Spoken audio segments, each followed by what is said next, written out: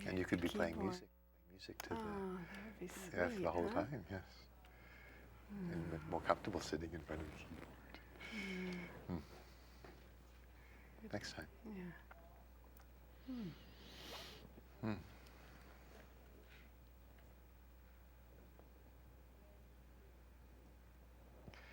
The cat's meow. Sitting in my kitchen after teaching philosophy, I discovered the meaning of life. We're all like white blood cells in the body of the universe, doing what we can to help when we're called. Just like my father, a fireman, did whenever there was a fire. After this thought ends, from my rooftop, I hear a meowing cry. I might have ignored another time, but since tonight, answering calls is the meaning of life, I walk onto the roof where I see a skinny calico cat and give it some milk.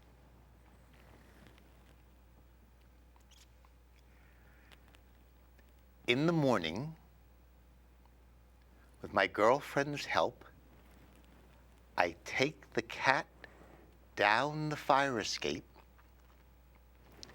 The cat grasps the railing, but since I and my sweetheart are stronger than a 7-pound cat, we get it down to the ground and leave it there. The cat crawls under the first car it sees and stays there. I have to get the cat out.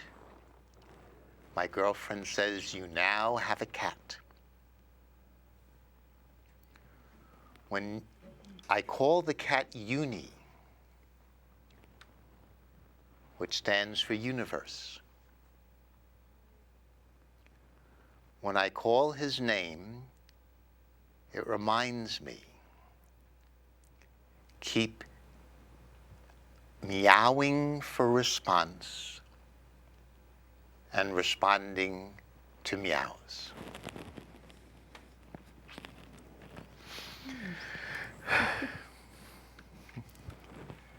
Great.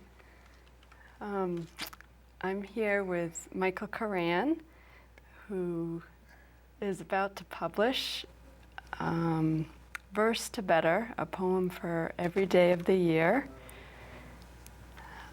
And why don't you tell us a little bit about how you got started writing these poems? A former girlfriend who had left me, maybe wisely, she was much younger than I was, and then she left her, the next man also, and moved to New York City. And I felt a little toward her like a father. And I wanted to help her. She struggles the way I did with life. And I knew she loved these books, like these daily reminders, you know, how to make it through the day, and you read a little excerpt and it would have a little phrase of how you should live. And so I started sending her one a day for 2 years. And so that's how it began. Wonderful. It sounds like she had a wonderful friend from that. And from this, how it seems like it's now evolved into a book that you were about to publish. Well, thanks. So Much thanks. Could I tell the audience about our relationship to these poems or not? you can, a little bit. So I really lucked out because I'm writing these poems and I meet you. And I asked you, which I had asked many people, can I send you a poem a day or a poem a week? And you said yes. And that's how we got to know one another. I was sending you poems. So I got my karma if I've been nice. That's true. It was Yes. it was a good bait to Yes, reel me in. yes. That's for sure. So. That's really, And- what a gift. Yes, yeah. Well, they truly are wonderful gifts. Some are romantic, so that's been wonderful. And many are actually. There's really quite a lot to it, so we can spend a little time touching upon some of the different types of poems that are in here. Would you like to read your poem? It reminds me of your girlfriend that initially inspired this, Barbara, who is a clown, professional clown in New York. And would you like to talk a little bit about that?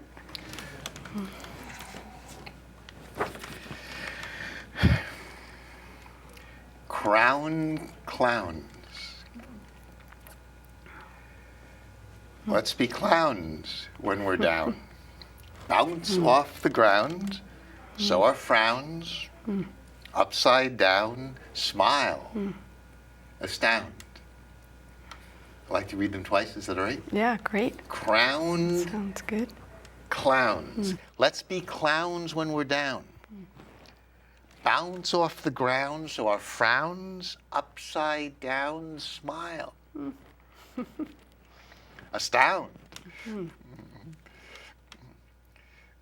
So I thought these are like helpful. I need to read these myself when I'm feeling down, and to go down to the ground with a frown, and then so With a different perspective, Yes, it's actually yes. a smile. yes.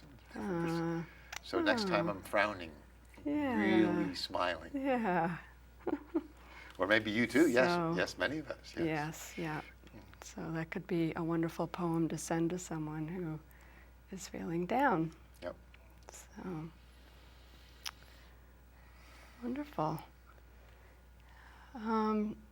So could you talk a little bit about how did you come up with the title Verse to Better?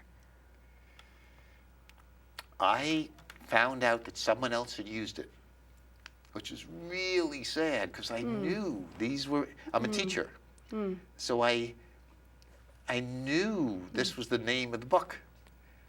These are verses, and it's also the verses to help us get better. And there's worse, like when you're frowning, and right, when you're frowning, and how to get better. So it was really what I wanted to say. These are verses to help us move from verse to better. And I was really happy to discover, if you don't know this, that titles cannot be copyright. You could write a book, Moby Dick. Gone with the Wind by Ann Schou. Oh, that's interesting. You cannot you cannot patent a book title. I'm not sure why, but I was very happy to discover that I can use verse to better too. Oh, so how come it fits so nicely for you? Well, most of the poems are written when I'm feeling worse. And there's somehow writing the poems to you and Barbara and others, about 70 or 80 people now. I'm even making the poems. It's like I have a friend. He's a psychologist, and he's married to a psychologist. And she says she wants to help the people who come to her to put words on their feelings. For example, I remember once I was feeling very bad, and I discovered I was lonely. I was so happy.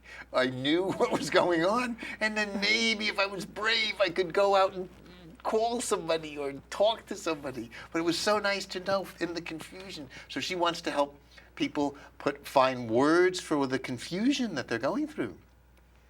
And he, since he's a man, married to her, wanted to do it better, maybe. He said he wanted to help people put poetry to their feelings. And I find it doesn't help me anymore to just write journals. I wrote journals for 50 years, really. The first journal I wrote, I went to a baseball field, and I had a big artist's pen, and I wrote on an artist's pad, "What is to be done?" It was really out in some way far away, rather than "what should I do?" What is to be done? And then I started writing answers, like big letters, love, and I can't do that anymore. I need to write a poem that is in some ways interesting to somebody else. And if one person is interested, or at least I think they might be, I could take these confused feelings that I have many, many, many, many mornings. I think you understand this a little. And just like I found out I was lonely, find out what is going on with these confused feelings, and can they be energy or material for, like lonely would move me to call someone.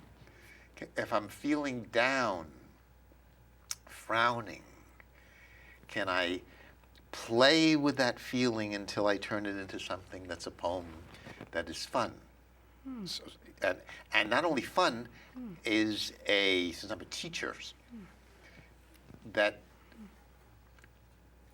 can help us, tell us, very teachy, what to do when we're feeling that way. Even the first poem about uni, the poems seem to be teaching poems.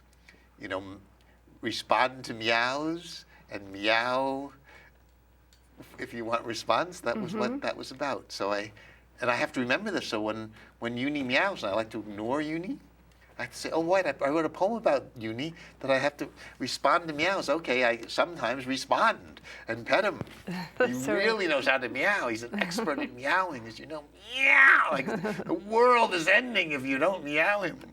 But I have to remember, Uni, I wrote this poem, I should pet you. So only sometimes I do. Yeah.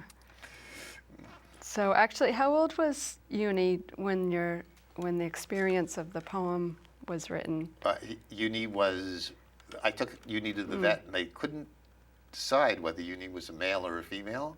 It was very hard. And they looked carefully and said a male, and they guessed that he was 1 year old. Oh, okay. They guessed he was 1 year old. Yeah, so, right. And Uni is how old? 19 19. Now, as an outdoor cat, which is very rare, really rare. Got hurt once, and he did have one of these big collars on, so he couldn't lick his wound which was hard for him. Yeah. Huh. Well, so that, so you just got to a point where writing a journal was not enough, and taking difficult and confusing emotions and sorting that out through a process with poetry, and having people, even one person, finding to give it to, actually has been helpful, and that it actually comes back to you in some ways, such as when you see your cat, that it reminds you sometimes of that, and in fact, you might reach out and pet him a little more. When he meows, yes. I have to. I wrote this. Yes. So, well, that's, yeah. Well, I personally, I find much to my fascination and enjoyment that your poems, time and time again, teach and share about healing and transformation, and I find that immensely satisfying.